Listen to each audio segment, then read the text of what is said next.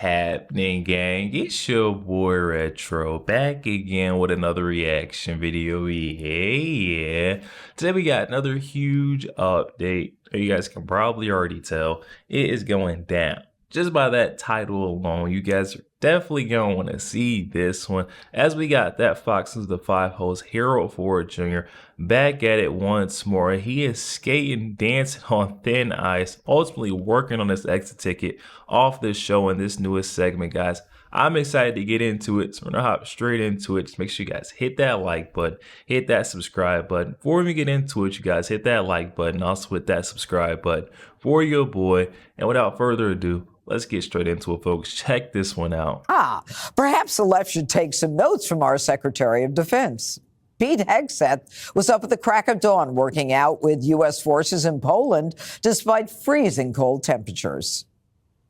All right. Wow. So if I'll start with you. If progressive Kennedy ideology is supposed to empower women, why does it seem that so many of them are feeling miserable and alone and unhappy? Judge, you are a self-made woman, and you know what that takes. It takes hard work and self-belief and empowerment. You know, it comes by the grace of God, but it comes from within. So that means you are constantly looking at your life. You're going inside. You're trying to figure out, what will it take for me to do better? How can I work harder? How can I be more effective? And when you become a mom, it gives you even more of those refined superpowers. But when you are conditioned to think that the outside world is the thing that controls your life and controls, you know, this empowerment center, then you are now the object of victimhood. So you now think that it is the external world that is creating your reality. So you are constantly mad at the external world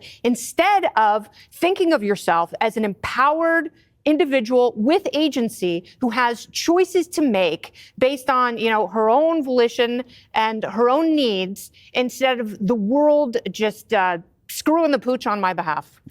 I don't know if it's just me, but it sounds like she's describing Sunny Hostin and those ladies on the set of ABC's The View, aka The Spew, to a T right there, guys. They're the face of victimhood. I like that analogy. If you were advising a Democratic candidate, Harold, would you tell them to man up and start talking about issues like crime, economic stability, opportunity?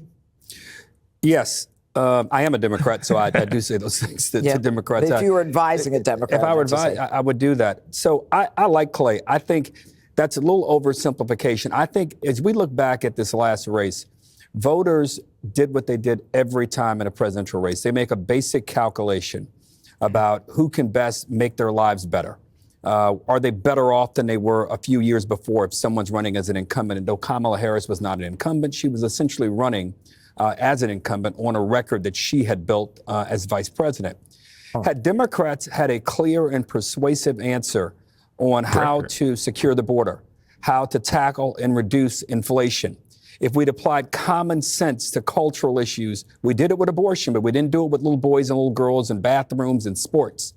There might have been a different outcome to the race. I'm not as much caught up in some of the language and manning up and all of those kind of things. I mean, I think I get what they're saying. But if we find ourselves 6 months from today, and prices are not coming down, and people don't feel more confident about the country's future, politics has a funny way of the pendulum coming back.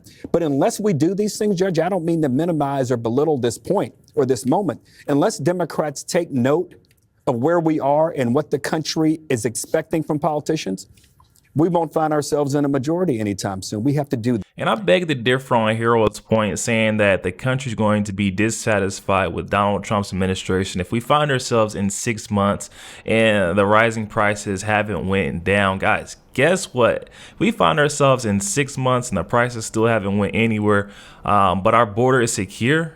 I'd say right now, I'm going to be a satisfied American. I think a lot of voters that, went out there and picked Trump, guess what? They're going to feel the same exact way because our country, our nation is secure.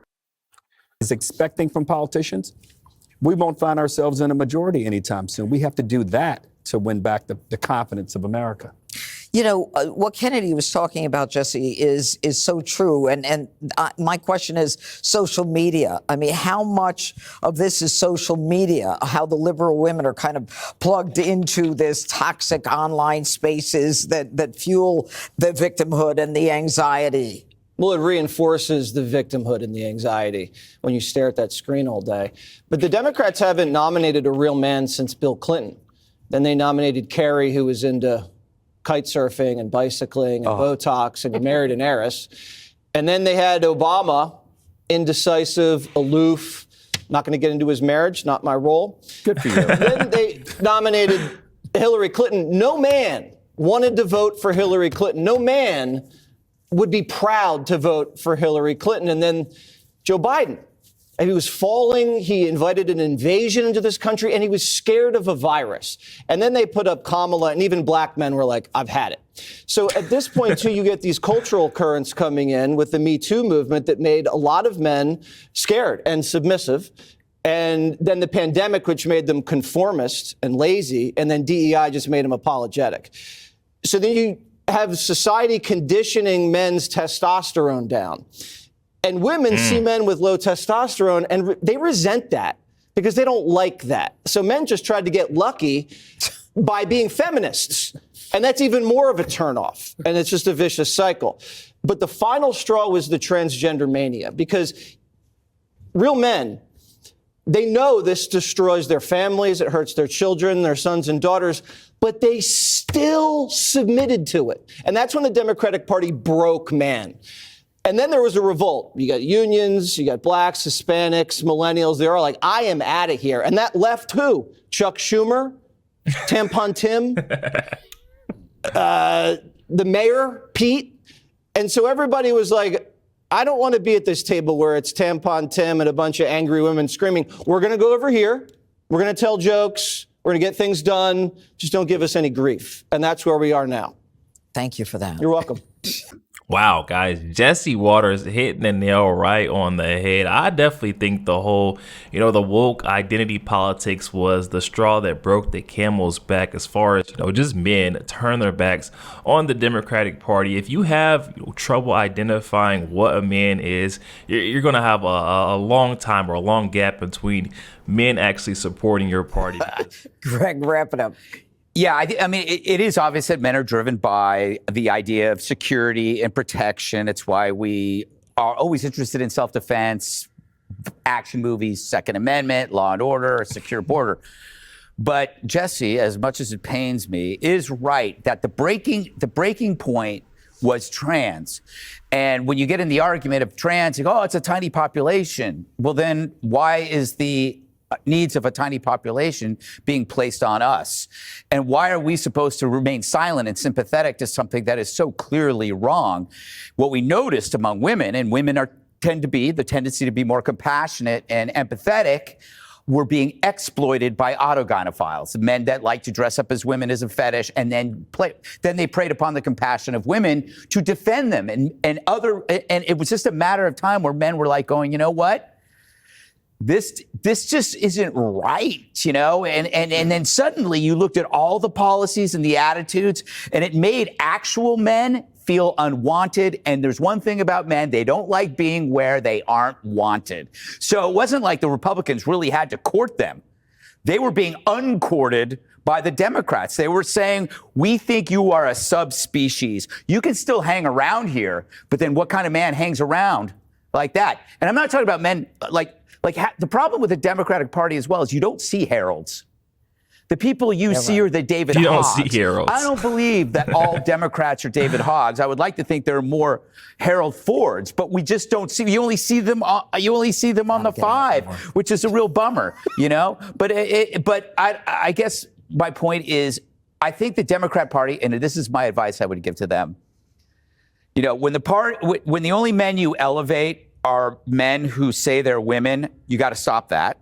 And you got to depoliticize life.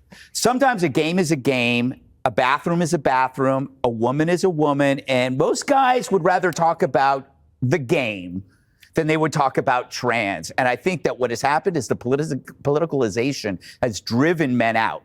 to the arms of the Republicans. You see the game last night? Oh, it was amazing. I love a good game of Yahtzee. Yo, there we have it, guys. Jesse Waters laying down the groundwork, and then Greg Gutfeld coming behind him, driving that plane home. And they're exactly right in saying that the woke narratives, the woke identity politics, the trans politics, it just really drove men away. It wasn't that the Republican Party was doing anything to persuade or woo men, but it was the fact that the Democratic Party were just doing so much to be anti-men that we ultimately had no choice, no decision to make, especially when you see on the other side there is a common sense campaign, a common sense party that Donald Trump is trying to realign with the people. I mean, it was a no-brainer, y'all, but definitely hop in the comments section. Let me know your thoughts. Also, make sure you guys hit that like button, hit that subscribe button. If you enjoy more content like this, catch you guys on the next one. We got it.